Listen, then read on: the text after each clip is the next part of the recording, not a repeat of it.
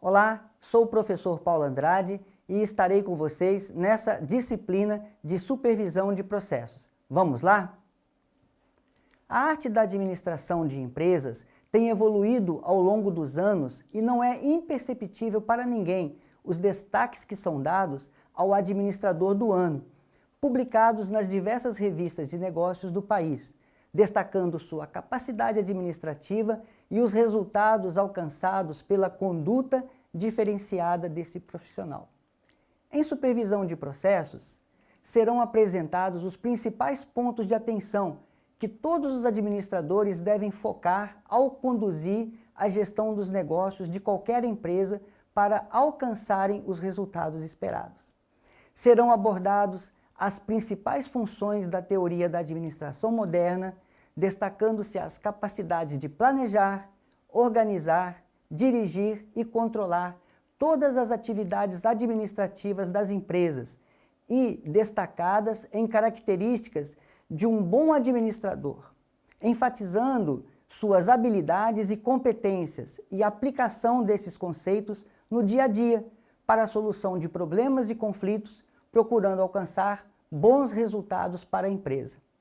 Essas são ferramentas que as organizações e os administradores precisam utilizar para enfrentar e resolver os desafios diários na solução de problemas e conflitos, os mais diversos que ocorrem no dia a dia da empresa.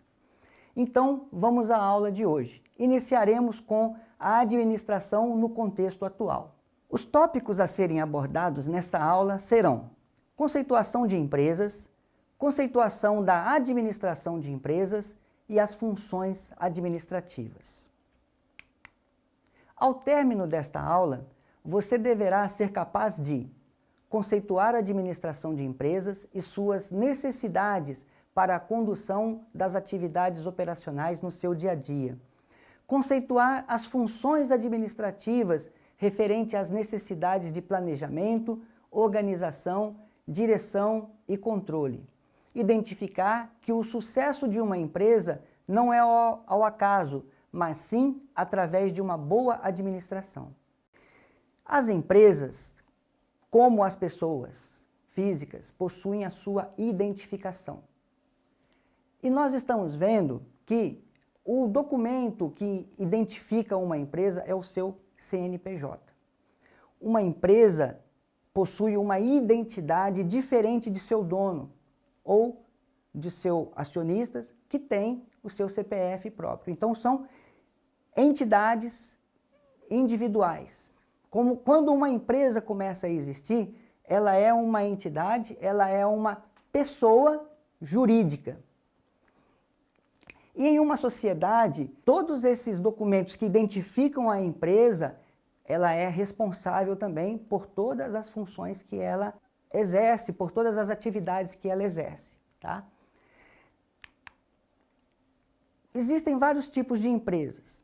As empresas elas podem ser públicas, privadas ou de economia mista.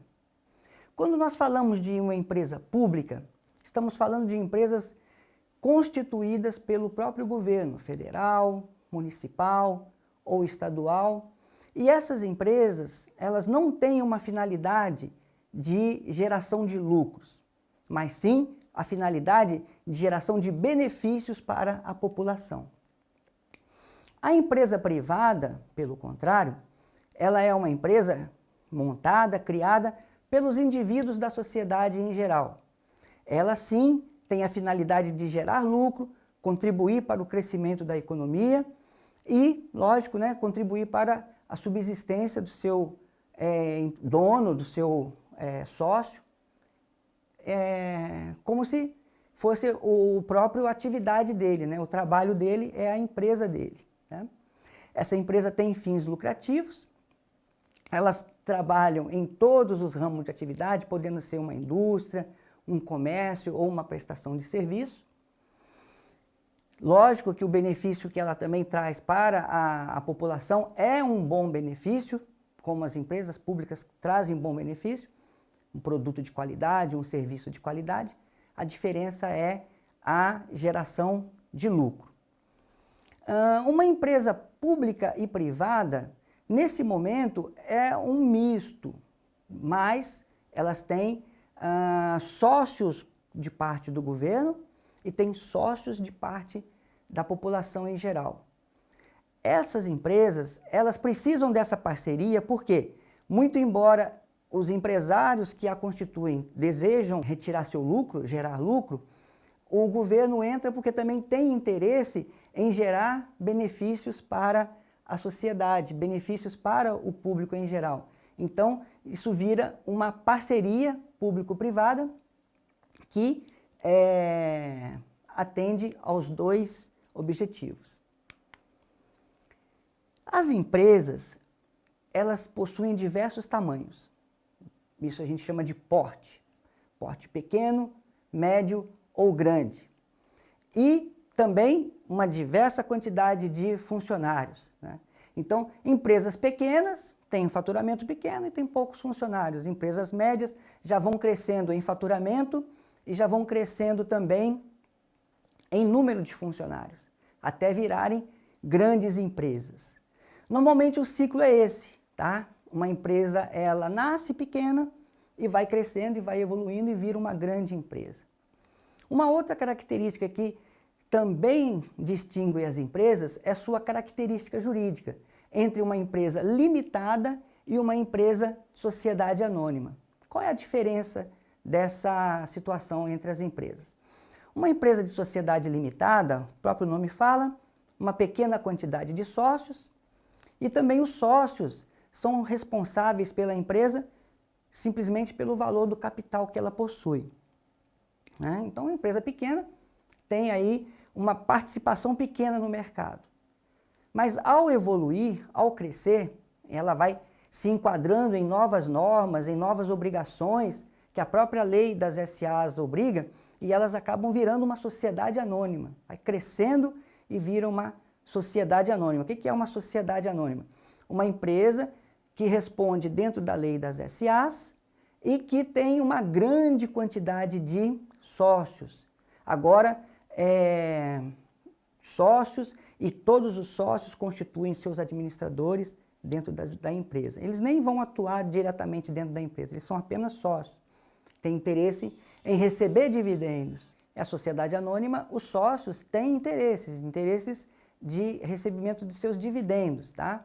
Mas é uma grande quantidade de sócios, então eles constituem seus administradores. Essa sociedade anônima, ela também pode estar integrada em capital aberto na Bolsa de Valores. E quando é uma empresa grande, tão grande assim, que tem um capital aberto na Bolsa de Valores, aí que o número de sócios minoritários vai crescendo cada vez mais. Daí o nome Sociedade Anônima, né? Porque, apesar de serem identificados lá no Estatuto Social, cada um, seu CPF direitinho e seu percentual de participação, eles não são responsáveis diretos pelas ações da empresa. A empresa é responsável por sua ação, juntamente com seus administradores diretos. É o que nós vamos ver e é o que nós vamos acompanhar aí ao decorrer dessa matéria. Vamos dar o exemplo da Magazine Luiza. Era uma pequena empresa que começou em 1957, no interior de São Paulo, na cidade de Franca, e foi crescendo, foi se desenvolvendo, passou para uma média empresa, passou para uma grande empresa, virou uma sociedade anônima, e desde 2011 ela já é uma empresa com capital aberto na Bolsa de Valores, crescendo, né? E hoje ela tem nada mais, nada menos que 38 mil funcionários e no ano de 2022 teve um faturamento de 60 bilhões de reais.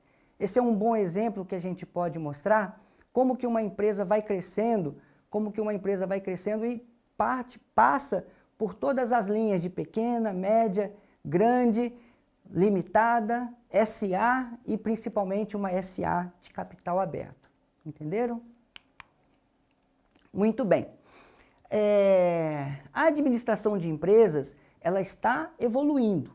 Então, com sua evolução, todos os processos têm que ser organizados, todos os processos têm que ser orientados para o bom andamento da sua função. A empresa, para colocar em ordem todos os seus recursos, que a gente chama de recursos. O que são os recursos da empresa? São os recursos materiais, são os recursos financeiros, são os recursos tecnológicos e são os recursos humanos. A constituição de todos esses recursos que a empresa junta vai ser gerida, vai ser administrada pelo administrador. As atividades operacionais são as principais atividades que a empresa elabora, são as principais atividades que a empresa conduz para o seu resultado principal. Ela não tem só as atividades operacionais, mas para amparar nas atividades operacionais principais, ela tem as atividades complementares, chamadas também de atividades secundárias, que são de apoio para o bom andamento daquela atividade principal que ela tem. As atividades, elas se juntam para formar o processo final, o produto final.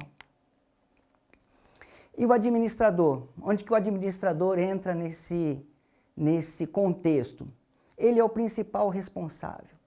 Esse administrador, ele é o responsável por planejar toda a sua atividade da empresa, saber aonde que ele quer chegar, saber todos os processos que ele vai fazer para atingir aquele objetivo. Isso começa de um planejamento inicial. Não se começa fazendo para ver o que acontece. Primeiramente, isso é feito através de um planejamento.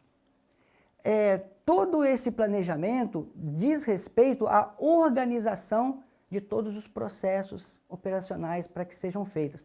Organização do pessoal, da linha de produção, organização da estrutura da empresa. Então, essa é a segunda função que um administrador ele dirige, ele exerce para poder fazer o bom andamento de uma empresa. Seguindo esse processo, esse contexto, ele também faz a direção. A direção realmente aí envolve o quê? O relacionamento. O relacionamento com os funcionários, o relacionamento com toda a gestão, para que seja feito e elaborado o bom exercício da atividade da empresa. E não podemos deixar por último o controle dos resultados, para que se verifique se estamos indo no caminho certo, de acordo com o planejado, se verifique que se deseja fazer correções das rotas para que volte ao caminho correto e atinja o objetivo. Então, as atividades do administrador, elas se resumem nesses principais tópicos, nessas principais funções, que aí viram o quê? Um conceito gigante de todas as atividades que ele exerce durante o dia a dia. Vamos falar um pouquinho mais com relação a cada uma das funções, então, que nós elencamos. Planejamento é desenvolvido para executar a atividade da empresa, utilizando todos os recursos que a empresa possui. Como eu disse, os recursos financeiros, materiais, os recursos tecnológicos e os recursos principalmente humanos. A organização é o estabelecimento dos meios e os recursos que serão empregados para atingir os objetivos estabelecidos pelo planejamento. Na direção, é o processo administrativo exclusivo do gestor, do administrador, para que ele consiga executar esses objetivos. E o controle é o acompanhamento do desempenho das atividades da empresa, cujo objetivo é o acompanhamento dos resultados e correção de rotas, caso seja necessário. Aqui nós temos um macro fluxo da interação dessas atividades. O administrador está todos os dias planejando, organizando, dirigindo e controlando as atividades da empresa. Em cada situação, ele vai estar agindo, colocando suas experiências para a atividade de cada uma dessas funções. O que for necessário, naquele momento, ele vai empregar seus conhecimentos, tanto para planejamento, quanto para organização, direção e controle.